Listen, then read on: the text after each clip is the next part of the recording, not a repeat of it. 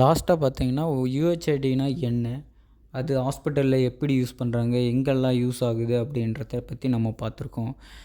அப்போது அந்த வீடியோவில் லாஸ்ட்டாக என்ன சொல்லியிருக்கேன்னா, ஐபி நம்பர்னால் என்னன்ட்டு அடுத்த வீடியோவில் பார்ப்போம்னு சொன்னோம். இந்த யுஹெச்ஐடிக்கும் ஐபி நம்பருக்கும் என்ன லிங்க் இருக்குது அப்படின்றத இந்த வீடியோவில் முழுமையாக பார்ப்போம்.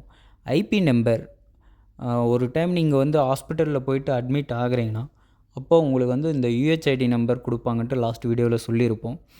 அந்த யுஹெச்ஐடி நம்பரு எப்போவுமே மாறாது. அந்த ஹாஸ்பிட்டலுக்கு போனீங்கன்னா அந்த யுஹெச்ஐடி நம்பர் தான் எப்போவுமே இருக்கும்.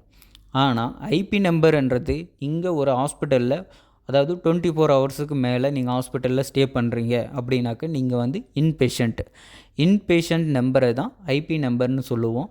இந்த ஐபி நம்பர் பார்த்தீங்கன்னாக்க நீங்கள் ஒவ்வொரு டைமும் அட்மிட் ஆகும்போதும் இந்த ஐபி நம்பரு சேஞ்ச் ஆகும். இந்த ஐபி நம்பர் எப்படி சேஞ்ச் ஆகுனாக்க, இந்த ஒரு ஹாஸ்பிட்டல் இருக்குதுன்னு வச்சுங்களேன். அந்த ஹாஸ்பிட்டல் ஸ்டார்ட் பண்ண டைம்லேருந்து ஒவ்வொரு வருஷத்துக்கும் பார்த்திங்கன்னா நம்பர் இன்க்ரீஸ் பண்ணிட்டே போவாங்க. இப்போ எக்ஸாக்டாக பார்த்திங்கன்னா, இப்போது 1லேருந்து ஸ்டார்ட் பண்ணுறாங்க. இன்றைக்கி ஒரு பேஷண்ட் ஒரு நாளைக்கு 10 பேஷண்ட் அட்மிட் ஆகுதுனாக்கா, இன்றைக்கி 10 ஐபி நம்பர், நாளைக்கு 10 ஐபி நம்பர், அப்படி ஒவ்வொரு பேஷண்ட்டுக்கும் ஒவ்வொரு ஐபி நம்பராக வர இப்போது இன்றைக்கி அட்மிட் ஆகுறீங்கன்னா ஒரு 1001ன்ட்டு இன்றைக்கி ஐபி நம்பர் உங்களது வருதுனாக்க, இந்த 2025 நீங்கள் ஒரு 1001வது பேஷண்ட்டுன்ட்டு ஹாஸ்பிட்டலுக்கு கவுண்டில் இருக்கும். இதுவே 2025 நீங்கள் 1001வது பேஷண்ட்டாக நீங்கள் அட்மிட் ஆகிருக்கீங்க.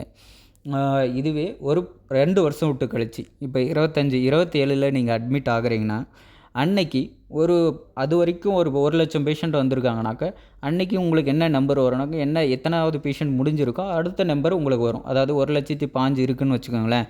நீங்கள் 1,16வது பேஷண்ட்டாக ஹாஸ்பிட்டலுக்கு போயிருக்கீங்க. உங்களோட ஐபி நம்பர் 1,16ன்ட்டு வரும். சரி, இந்த ஐபி நம்பர்லாம் இருக்கட்டும். இந்த ஐபி நம்பரால் நமக்கு என்ன யூஸ்ன்னு பார்த்தீங்கன்னா, நீங்கள் இந்த ஐபி நம்பரு வச்சு தான் நீங்கள் என்னென்ன ப்ளட் டெஸ்ட் பண்ணுறீங்க, இல்லை என்ன சர்ஜரி பண்ணுறீங்க, இது எல்லாமே ரெக்கார்ட் பண்ணுவாங்க. ரெக்கார்ட்னாக்க டிஜிட்டல் டேட்டாவோ இல்லை டாக்குமெண்ட் டேட்டாவோ இருக்கும். இது நீங்கள் ஒரு 10 வருஷம் விட்டு போய் நீங்கள் உங்களுக்கு டேட்டா வேணும்னாலும், என்ன ரிப்போர்ட் எல்லாம் வேணும்னாலும், அப்போது நீங்கள் கேட்டிங்கனாலும் இந்த டேட்டில் என்ன ஐபியில் அட்மிட் ஆகிருக்கீங்களோ அதை வச்சு கலெக்ட் பண்ணிவிடுவாங்க.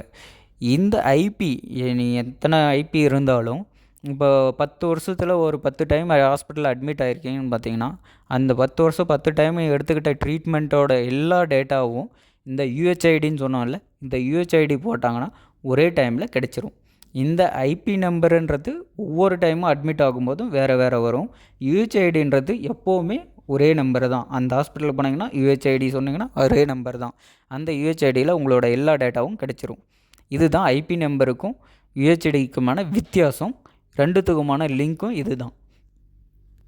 சரி, இந்த யுஹெச்ஐடி ஐபி நம்பரெல்லாம் நாங்கள் ஏன் தெரிஞ்சுக்கணும் அப்படின்னு நீங்கள் கேட்கலாம்.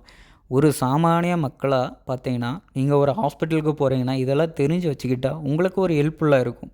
இப்போ யுஹெச்ஐடி ஐபி நம்பர் இதெல்லாம் எதுக்குமே தெரியாமல் இருக்கும்போது நீங்கள் இதை பற்றி தெரிஞ்சிட்டு இருந்தீங்கன்னா, நீங்கள் ஹாஸ்பிட்டலில் போய்ட்டு என்னோடய யுஹெச்ஐடி நம்பர் இது தான், நான் இந்த வருஷத்தில் இந்த ட்ரீட்மெண்ட் எடுத்துக்கிட்டேன், எனக்கு அந்த ரிப்போர்ட்லாம் கொடுங்கன்னு கேட்டிங்கன்னா, இந்த யுஹெச்ஐடி நம்பரை சொல்லி அவங்க அந்த ரிப்போர்ட்லாம் இருக்கா இல்லையா அப்படின்றத பார்த்து எடுத்து கொடுப்பாங்க.